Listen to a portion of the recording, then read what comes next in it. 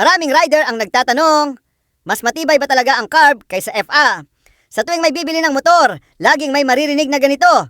Carb pa rin, subok na. FI magagastos, puro sensor. Pero ano nga ba ang totoo? Ngayong video, pag-uusapan natin ang katotohanan, hindi chismis, hindi sabi-sabi, kundi base sa karanasan ng mga rider, mekaniko, at sa aktwal na paggamit dito sa Pilipinas. Unahin muna natin ang basic kick. Ang carburetor o carb, ito ang lumang sistema ng paghalo ng hangin at gasolina bago pumasok sa makina. Simple lang ang prinsipyo nito. Walang computer, walang sensor, walang ECU. Samantalang ang fuel injection o FI, gumagamit ito ng computer, sensors, ambagpay ang fuel injector para eksaktong masukat kung gaano karaming gasolina ang kailangan ng makina sa bawat takbo. Ibig sabihin, carb, mechanical, FI electronic. Maraming dahilan kung bakit may paniniwala na mas matibay ang carb. Una, simple ang disenyo, kaunti lang ang piyesa. Kapag may sira, kadalasan kaya pang ayusin kahit sa gilid ng kalsada. Pangalawa, sanay ang mga mekaniko. Sa probinsya man o sa lungsod, halos lahat marunong maglinis at mag-ayos ng carb. Isang tornilyo, isang adjust, tatakbo ulit. Pangatlo, hindi maselan sa gasolina. Kahit hindi gaanong malinis ang gas, kadalasan aandar pa rin ang carb. Kaya sa mga lugar na limitado, ang kalidad ng gasolina, mas kampante ang rider. Dahil dito, nabuo ang paniniwala na mas matibay ang carb. Dito na pumapasok ang mahalagang tanong. Kung pag-uusapan natin ang tibay, ano ba ang ibig sabihin nito?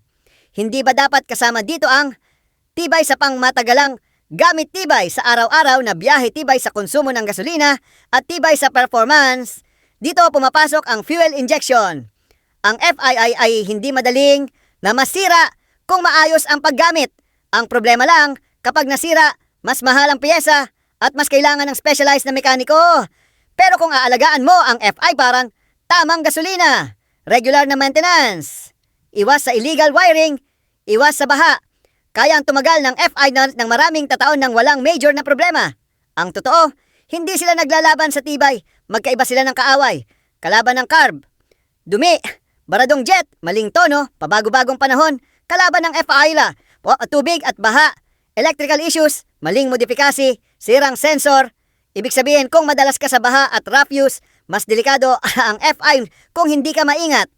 Pero kung city driving, long rides, at daily commute, mas consistent at mas matipid ang FI. Simple lang ang sagot. Kapag nasira ang carb, madalas kaya pang ayusin ng mura, kaya parang okay lang. Kapag nasira ang FI, isang sensor lang ang problema. Pero dahil mahal, ang impression ay sirain talaga ang FI. Pero ang totoo, mas bihira masira ang FI, mas ramdam lang kapag nasira na. Piliin ang carb kung nasa probinsya ka, gusto mo ng madaling ayusin, ikaw mismo marunong magkalikot, ayaw mo ng electronics, piliin ang FI kung gusto mo ng tipid sa gas, ayaw mo ng madalas na tono, daily city use, long-term reliability, kaya mas matibay ba ang carb kaysa FI ang sagot? Hindi dahil carb siya at hindi rin dahil FI siya. Mas tatagal ang motor kung tama ang paggamit, tama ang maintenance, at hindi pinapabayaan. Ang carb ay matibay dahil simple. Ang FI ay matibay dahil precise at efficient. Magkaiba sila ng lakas, magkaiba ng kahinaan, pero pareho silang kayang tumagal kung aalagaan. Kung nagustuhan mo ang ganitong klaseng motor talk, like, subscribe, at share mo ang video na ito.